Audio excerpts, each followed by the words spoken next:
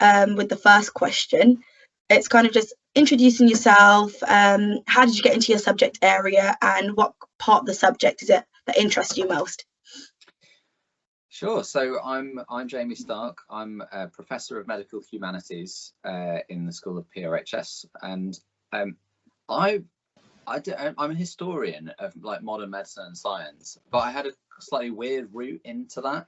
So I gave up history and was delighted to give up history when I was 13. So I'm really super unqualified to be a historian because I don't have history GCSE or A level, and I went to do I did natural sciences as an undergraduate, and always thought that I was going to be in science in some way, like in research capacity or teaching. And it was only when I was kind of coming to the end of that I realized what I was actually interested in was not sort of a scientific career, but just a career learning about science, you know, so kind of like reflecting on its like the way that ideas in science have changed over time. So I went to Manchester and did a master's in history of science, and then within a couple of months it just kind of clicked that was what I was going to be interested in. My research specialism is in history of infectious disease and history of aging and kind of age-related illnesses in, I guess, a period from about 1850 through to 1950. And I fell into that totally by accident as well. You know, interesting kind of projects came up. So I've never had this kind of big ambition to like specialize in one particular area. You know, I'm quite, I get distracted, and I'm like kind of a magpie, you know, nice, exciting, new, shiny ideas appear. And so I'm kind of, yeah, I have a weird route into it. And my partner constantly points out that she is more qualified to be a historian. She's got GCSE. Yeah.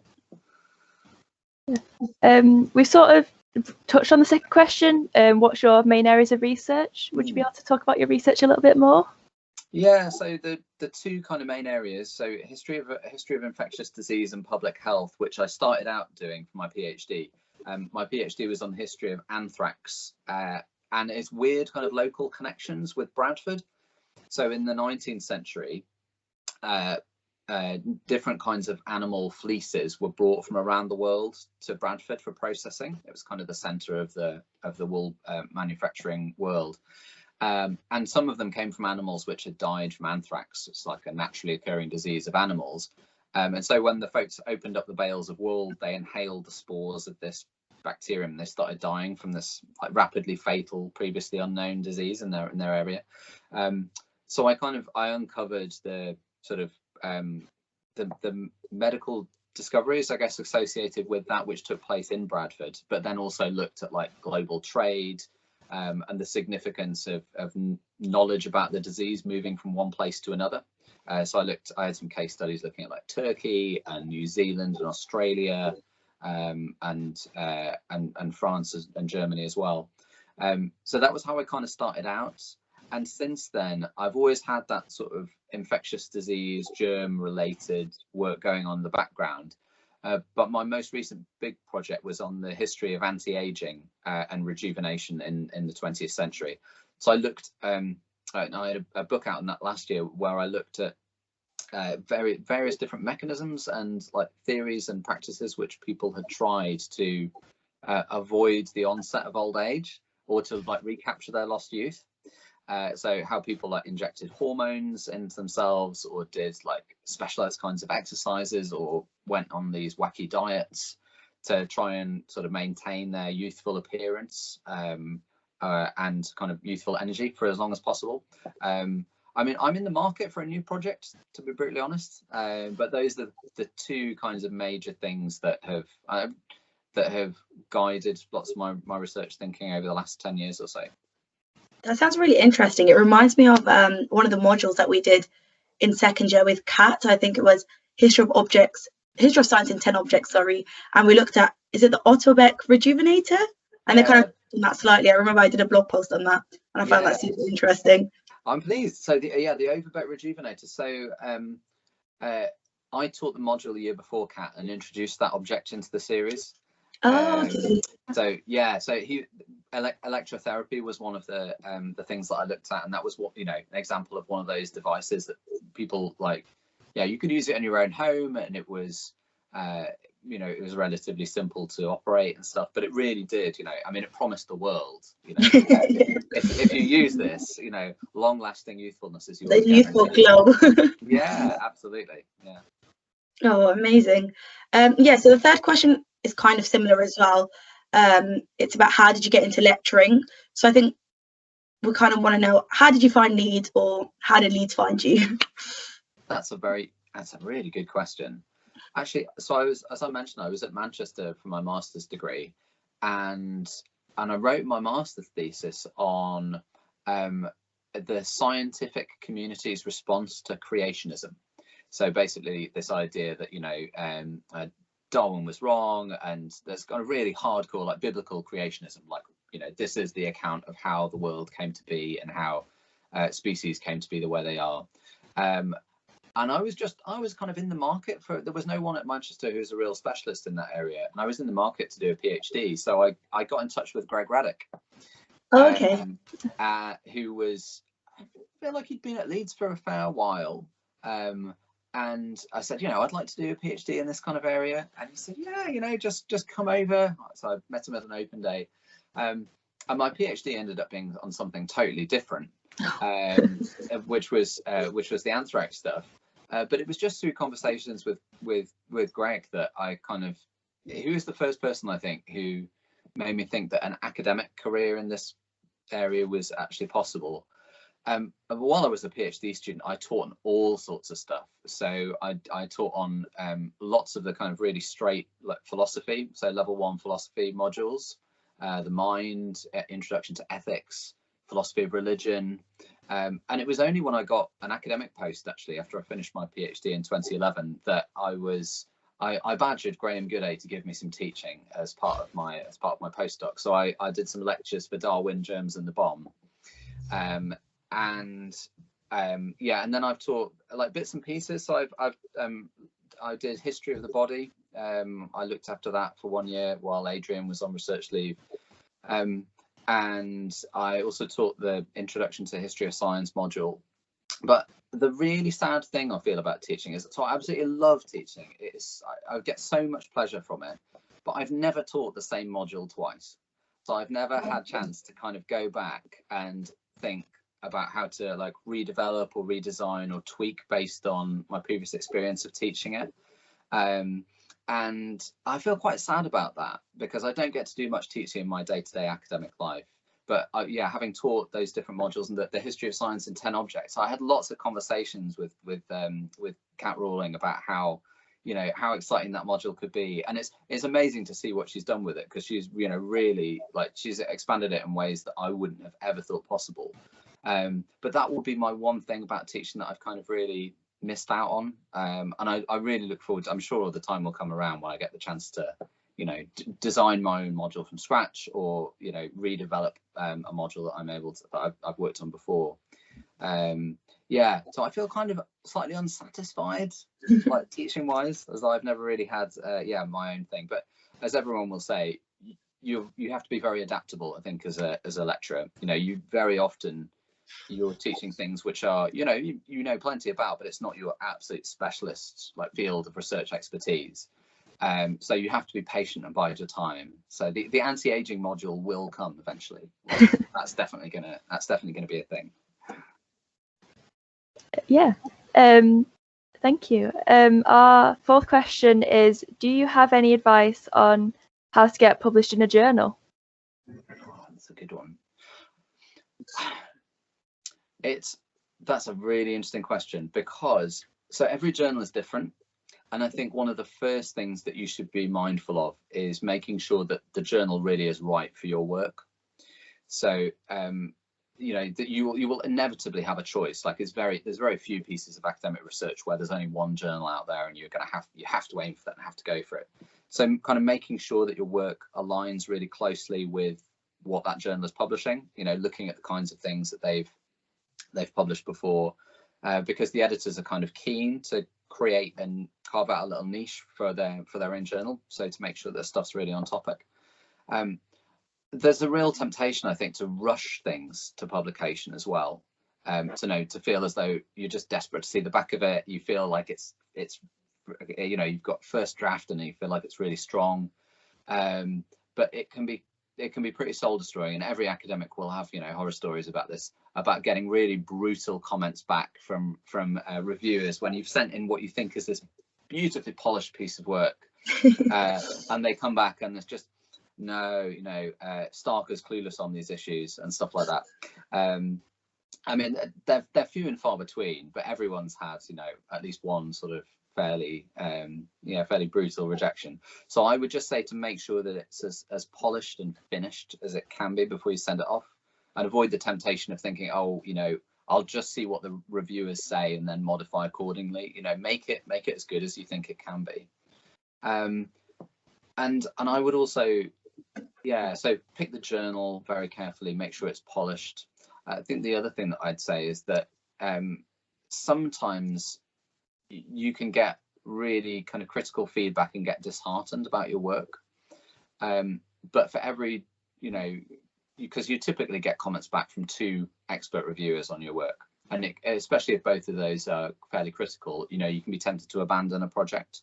But I think just if that does happen, just having a pause, a reflect on some of the comments, which almost certainly will help you to make your work better, and then looking for another place that you could still get it out there into the world is a worthwhile, because, you know, chances are you've put a lot of work and effort into this, you know, you've invested a lot in your research. So I would say, like, persist, you know, if you get the opportunity to. Take some advice from people who have either been journal editors themselves or who are experienced in peer review. Say, look, you know, the reviewers have come back and said this, how can I, you know, get this to a publishable state with a different journal?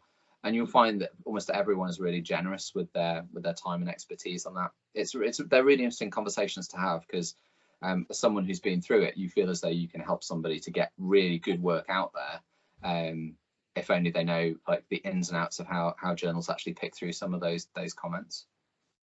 Yeah, no, that sounds really interesting.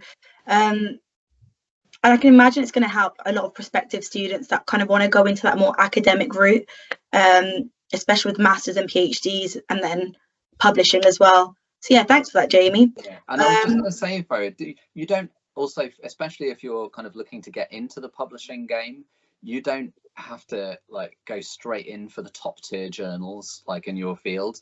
You know, there are quite a lot, an increasing number now, of, like, really good postgraduate run journals.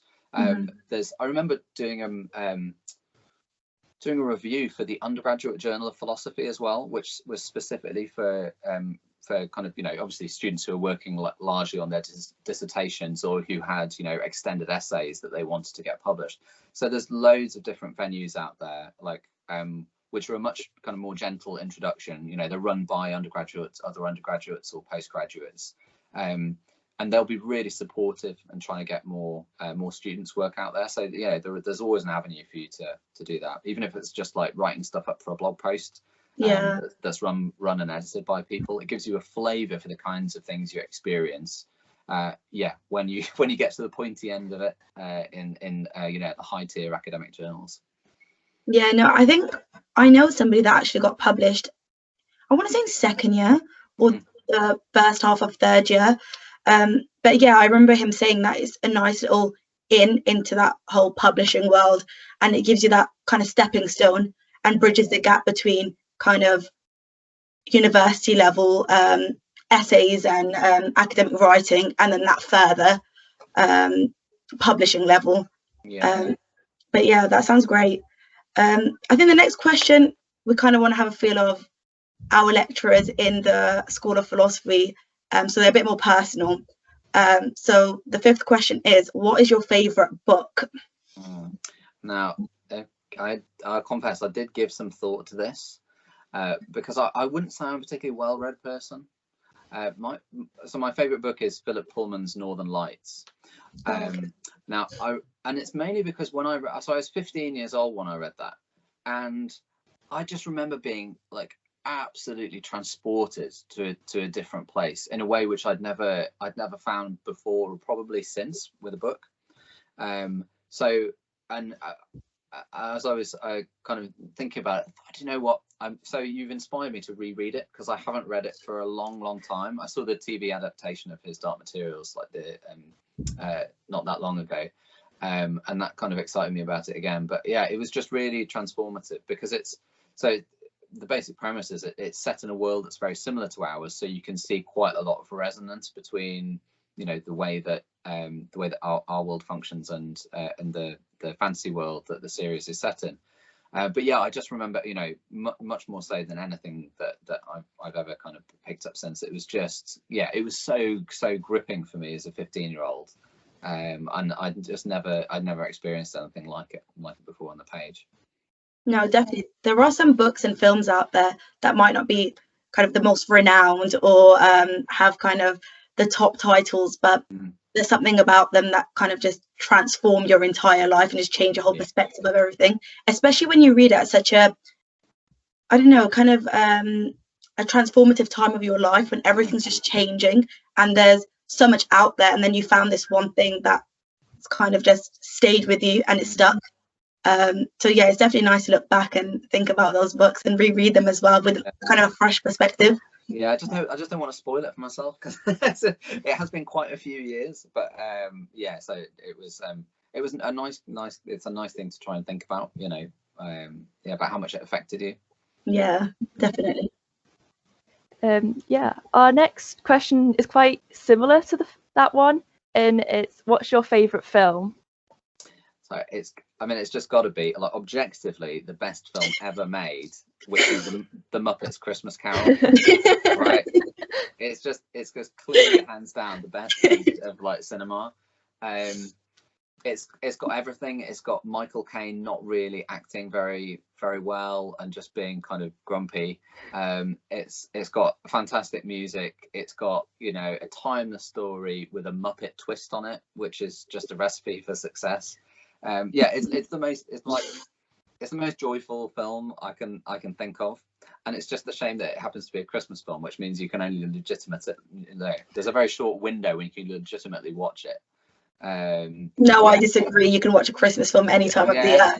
I stand by that. You know what? I feel as though that would kind of take away the special magic, but yeah, so it's got to be that. I mean, I like, generally speaking, I like, don't get me wrong, I like gritty films, like a bit of grit, a good thriller, and you know, I'm not so much about like the frothy whimsy, but the Muppets Christmas Carol just does it for me every time. You know, no question. It's the best spot. Yeah. Yeah. So the next question is, if you could travel anywhere in time, where would you go and why? So I'm a 19th century historian mainly. I'm being dragged kicking and screaming into the 20th century more recently. And so I did think, like, obviously it's got to be the Victorian period, hasn't it? But then it feels a little bit cliched to me. So I would actually travel back to like prehistory. Okay. I'm not quite sure whether it would be, you know, Stone Age, Bronze Age, like emergence of early man, but it would certainly be kind of yeah, that sort of pre-dawn of civilization, dawn of human civilization, I think, more than anything, just because the landscape would look totally different. Like, and yeah, so I ummed and ahed about that, because, you know, there's all kinds of interesting things that you could imagine seeing in like Greek civilization or the medieval period. You know, even going back to the early 20th century would be really interesting. But yeah, for me, it would be seeing a world that was completely untouched, I guess, by human impact. I think that would be the most interesting thing, because even though as a historian, I study people more than anything else, I think it's quite interesting to detach the world as a place, you know, planet Earth in its biggest sense, from the impact of humans. So yeah, really like very, very early or pre-human history. Yeah. What would be the first thing that you do, realistically, if this could happen? Oh, that is a good question. Yeah, because I'm not sure exactly where I would go. Like, yeah, where would you land? It's not like I go, oh, I'd like to go to you know, the place where, you know, a large city is now, like, you know, I want to go to the River Seine where Paris will one day stand. I think, assuming that it would be you know, I'd have all the necessary supplies, The tools. yeah, and like, you know, a tent and some snacks. I think I'd just go hiking, like it, because I go walking quite a bit with the family, and there's a real kind of there's a real excitement when you get so far from like houses and, or like at least villages, not individual houses, that you feel as though there's no one else there. And that moment of just feeling like you're properly in the wilderness or out in the sticks is really powerful. But of course, you know, in the back of your mind that probably just around the corner or over the hill, you know, there's a little village or a farm. There's another family. Yeah, there's another family out walking, and you know, but just to know that you would be, that would never happen, like that there is actually nobody there to discover, and that it is just you and the natural world, I think would be really powerful. So yeah, just go hiking, but like along the coast. So I grew up in Scarborough, so Leeds is troublingly far from the coast for me. I get shivery about how far away the sea is. So yeah, I just walk around Britain, and then like walk around every other country if I had the time. Yeah. There's nothing stopping you. Yeah, exactly. Our next question is, if you could have a conversation with any dead person, who would you choose and why? So I would choose, so this is a bit more the kind of answer you expect from a historian of medicine. I'd have a conversation with Hippocrates. So, you know, he was working in the 5th and 6th centuries BC, and, you know, established what for several hundred years, and arguably much longer than that, his influence is very long lasting, kind of stood as a completely coherent sort of system of medicine, which really defined the way that that medicine was theorized and practiced. And the only way that we can kind of access that material, like from where we are now, is through, you know, publications of others, because most of his work is actually lost. We don't have like all of the things which he wrote. So to be able to have a conversation with somebody who just occupies such a fundamentally different kind of belief system about, you know, you can't have a conversation with a person who has that, at least in the Western world. You know, thinking about the body as being composed of humours, and their reflections on, you know, the role of diet and exercise, and differences between, say, male and female bodies. You know, it's just it's near impossible to kind of actually have authentic encounters like that. Yeah, so I would choose him because he's so far removed from where we are in our thinking about bodies. It would be, yeah, it'd be interesting, because there's a temptation to read some of his work and those who followed in his footsteps and think, oh yeah, but that's clearly bonkers. You know, yeah, it'd be interesting to see whether you'd be persuaded to think about the bodies in a different way through that direct encounter.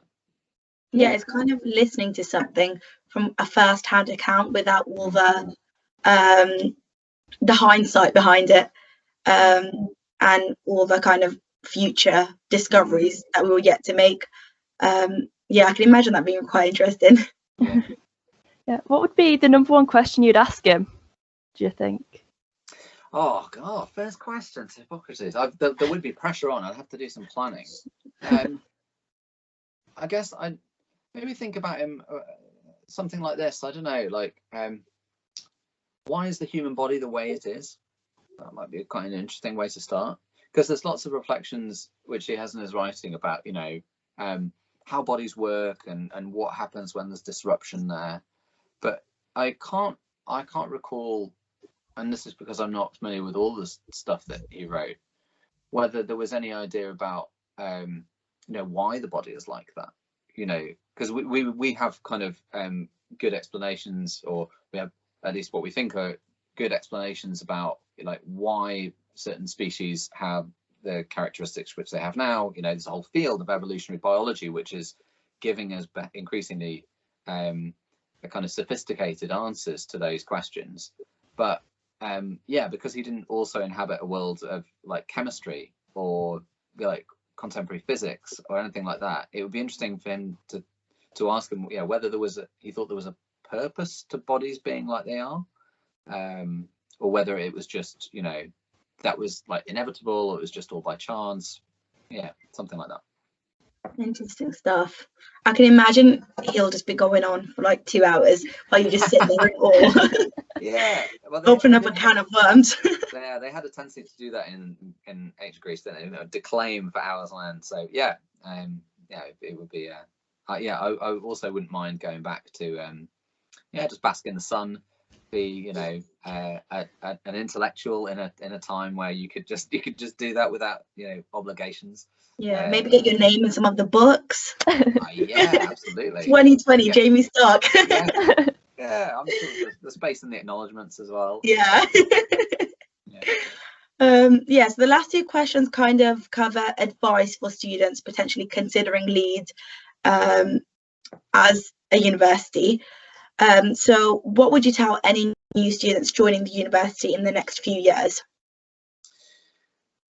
I think the most, well, there are several pieces of advice that I give. I think the first is that one of the things which I've noticed since being at Leeds, because I was elsewhere for, so I've only been at Leeds as a PhD student and then as a lecturer, is that the diversity of subjects represented at Leeds is just massive. So I would encourage people to really think about, you know, mixing as much as they can with people who are, you know, on different courses, but also from different social and cultural backgrounds from themselves.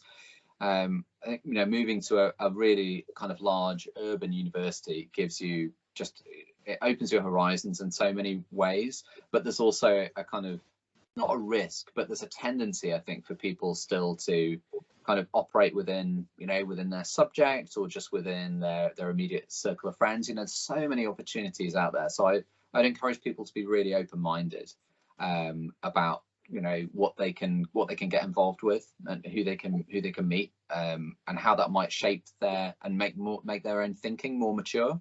You know, not just in relation to their degree, because obviously that's a really important part of it. But just, yeah, opening up their horizons.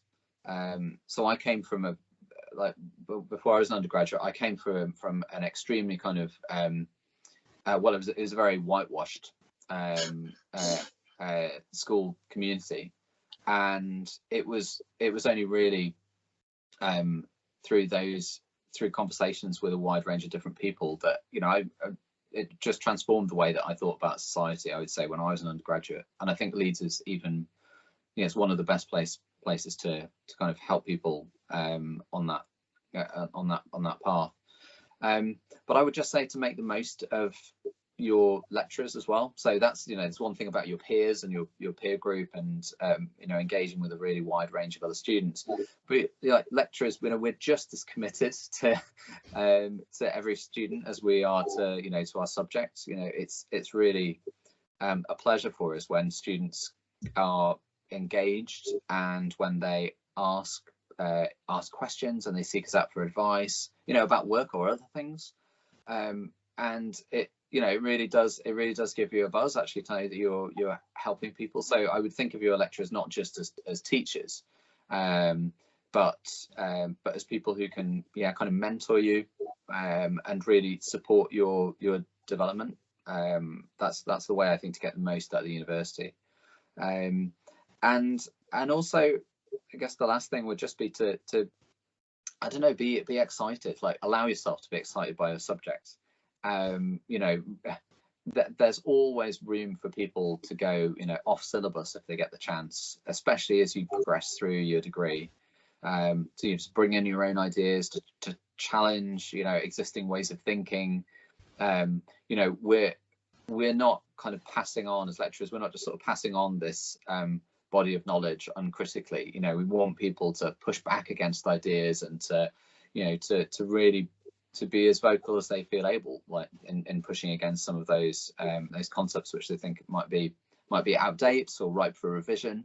That's really what it's about. So yeah, be kind of open-minded and expressive, I would say. That's some excellent advice, thank you. Our last question follows on quite closely to that, but it's a bit more general. So what's the number one piece of advice you'd give to any student? Picking just one, wow, that's tricky. I think Yeah, I might have to repeat myself. I think just the kind of being no. So there's the being open question, right? So, you know, being open and receptive to new ideas. But maybe there's a bit more of a pragmatic one, just around being disciplined.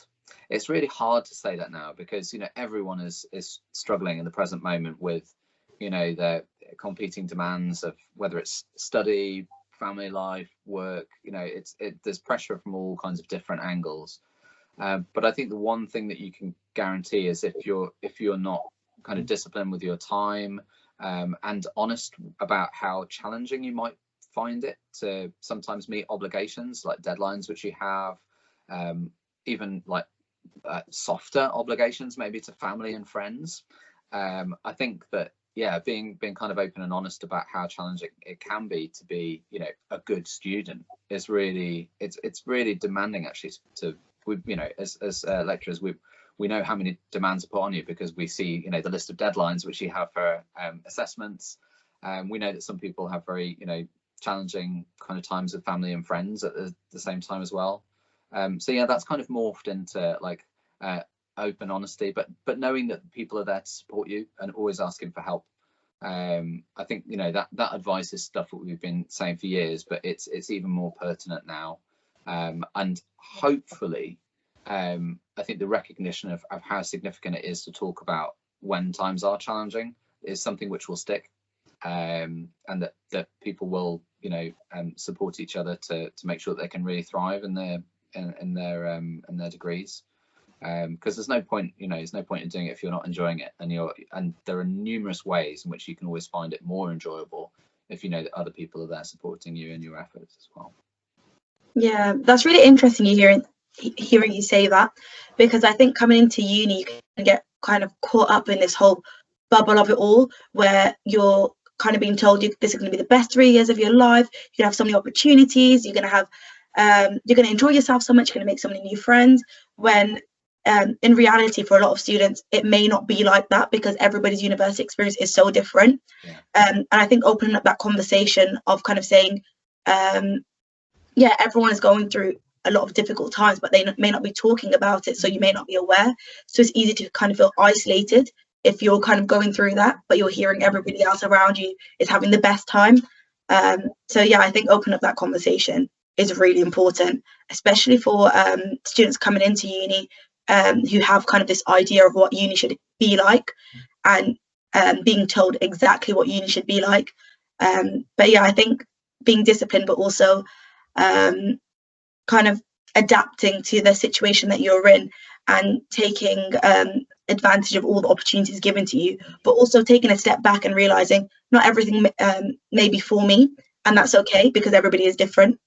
Yeah, but yeah, absolutely. definitely. Yeah, you're completely right. I mean, yeah, there's not a standard experience, and there's nothing to say that, you know, when you finish university, this is what you have to come away with. I mean, obviously, ideally, we'd like a good degree for everybody, but you know, the kinds of life experiences which people will have. I mean, some people might face challenges, some people might, you know, just have an absolute blast, and that's, you know, they're both kind of perfectly valid ends of the spectrum.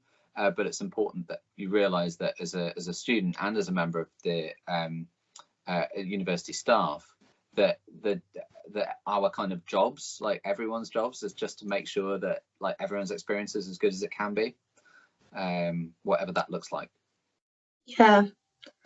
Well, yeah, thank you for that, Jamie. Coming to the end of the